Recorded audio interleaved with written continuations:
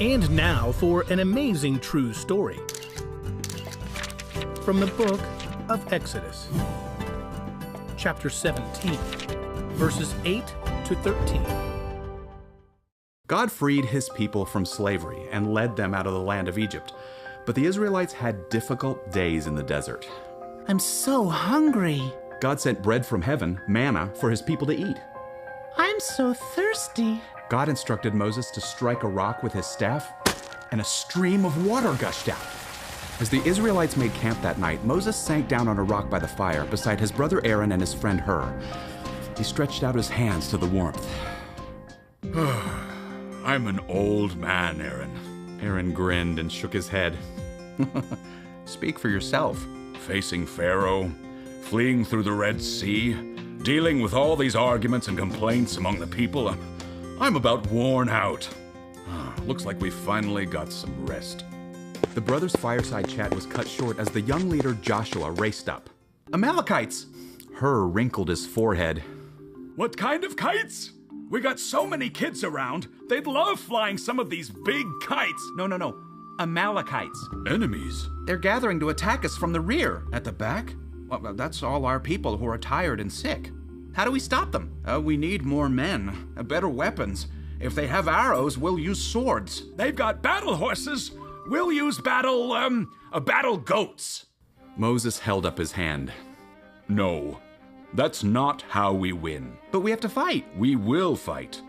Choose some of our men and go out tomorrow to stand against the Amalekites. Well, you'll come too, right? No.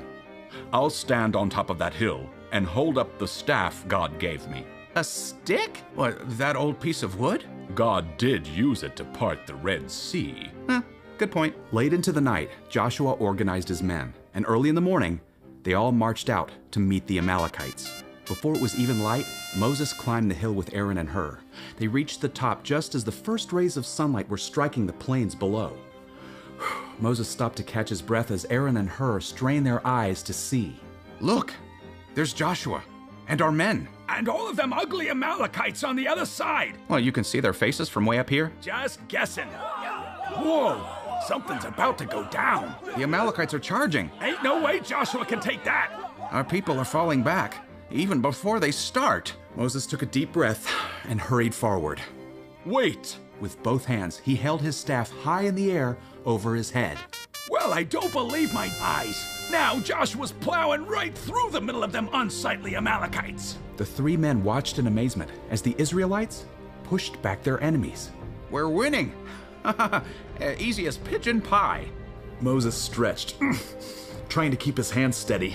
I don't think easy is the word I would use. Both sides are moving. Can't hardly see the action from here anymore. The three men scrambled over rocky ground and past a thicket of shrubs. Much better view. Of our people running like rabbits. My arms, they're so tired. I must have lowered them while we moved. Quickly, Moses raised his hands and staff once more. Blast if we ain't winning now. Aaron's gaze was fixed on Moses' face. Brother, you don't look so good.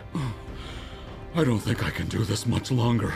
Sit down at least. Just gotta get this rock to roll. Hur and Aaron strained to move a heavy rock for Moses. He sank down onto it in relief. Oh, that's better. Yes, we're gonna fly them kites right out of here.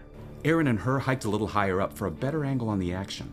Joshua will end this by lunchtime. But once again, the battle turned against the Israelites.